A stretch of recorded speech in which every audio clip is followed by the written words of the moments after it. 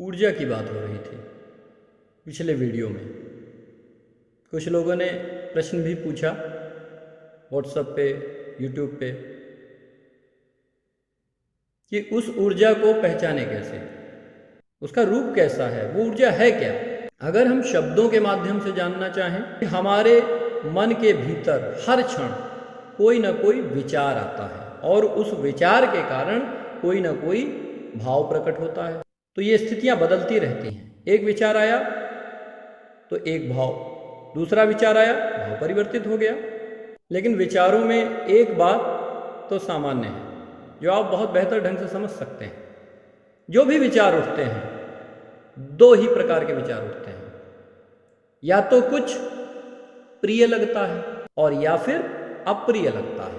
प्रिय होता है तो सुख की अनुभूति होती है और मन में ये बात उठती है कि ऐसा ही हो जाए, और हमारा मन उसी में तरंगित होने लगता है। और दूसरी अवस्था में अप्रिय विचार, कोई अप्रिय विचार आया तो मन भय में आया, कहीं ऐसा ना हो जाए मेरे साथ, और उसी भय में ये मन व्याकुलता उत्पन्न करने लगता है। तो इन दोनों में ही हमारी एक प्रकार की ऊर्जा का व्यय होता है। अब उदासीन ऊर्जा को हम समझें है क्या। मान लीजिए आपसे कोई पूछता है कि जल का रूप क्या है, उसका रंग क्या है, तो आप क्या बताएंगे? जल का रूप क्या बताएंगे, क्या रंग बताएंगे? लेकिन एक बात उसमें बहुत ही सामान्य है कि उस जल में जैसा रंग मिला दिया जाए वो उसी का रूप धारण कर लेगा।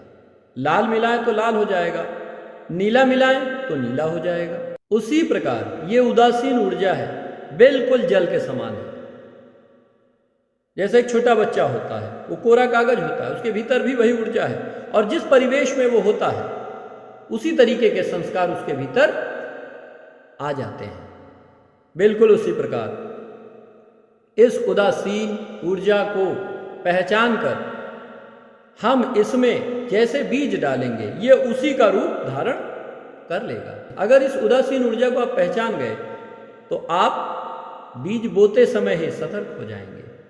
अब इस ऊर्जा में आप जो चाहें वो बो सकते हैं। प्रत्येक मनुष्य इसीलिए असफल है क्योंकि उसे इस ऊर्जा की कोई जानकारी ही नहीं, कोई ध्यान ही नहीं है, कोई बताने वाला नहीं, कोई समझने को तैयार भी नहीं कि ये उदासीन ऊर्जा है क्या।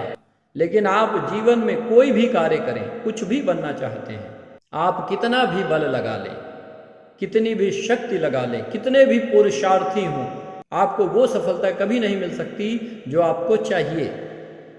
लेकिन अगर इस उदासीन ऊर्जा का प्रयोग करना आप सीख जाएं तो बड़ी सरलता से, कम मेहनत, कम श्रम, ज्यादा से ज्यादा सफलता को प्राप्त किया जा सकता है। तो आपको करना क्या है? इस उदासीन ऊर्जा का अपने जीवन में केवल प्रयोग करने की कला सीखनी है। इस जीवन में कुछ भी अप्राप्त नहीं है, केवल जानकारी का अभाव है। जानकारी हो गई, केवल सफलता के द्वार खुलने वाले हैं। अगला वीडियो जो आने वाला है वो काम और वासना में जो अंतर है उसके विषय में है।